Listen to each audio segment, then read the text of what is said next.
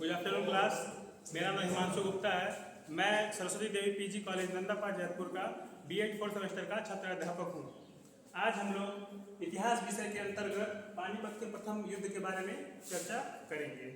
जैसा कि आप लोग को पता है, इतिहास के अंतर्गत बाबर जब आया था उसके पहले लोधी वंश का शासक था। ठीक है, तो लोधी वंश का जो अंतिम शासक था उसका नाम था इब्राहिम लोधी। उसका नाम क्या था? इब्राहिम लोधी। जो पानीपत का उदय हुआ, आखिर में ये युद्ध कहा जाता है कि हमने सुना भी होगा आपने कि पानीपत पे के मैदान पे ही तीनों युद्ध लड़ा गया था। लेकिन ये पता नहीं लोग लगा पाते हैं कि क्यों पानीपत के मैदान पे ही तीनों युद्ध लड़ा गया।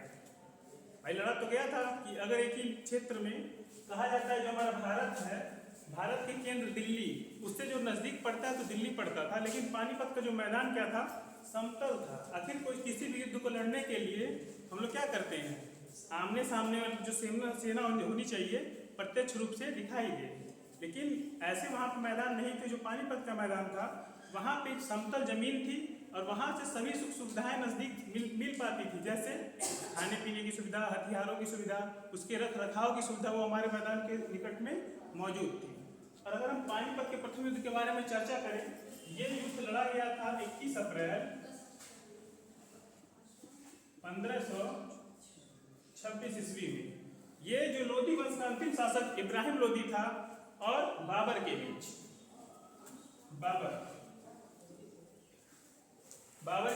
लड़ा गया था। आखिर में अगर बाबर के बीच लड़ा गया था, आखिर में हम लोग ये देखें कि अगर बाबर किसी उद्देश्य से आक्रमण किया इब्राहिम लोधी के ऊपर, तो उसको पहले स्थानीय लोग को पता तो लगा नहीं होगा। किसी भी हम कोई भी आक्रमण करते हैं, हमको ये नहीं पता रहता है कि हाँ उसकी सेना कितनी मजबूत है, कितनी कमजोर है। तो हम लोग क्या करते हैं, पहले जो वहाँ के लोग होते हैं, जैसे इसके इब्राहिम लोधी में, लोधी वंश में अंतिम शासक था, लेकिन इसके जो चाचा थे ये इसको पद से हटाना चाहते थे। हटाने के चक्कर में ही बाबर ने क्या किया था, उनको प्रलोभन दिया कि अगर मैं इस राज्य को जीत जाता हूँ तो मैं आपको शासन करने के लिए दे दूंगा और मैं आगे बढ़ जाऊंगा।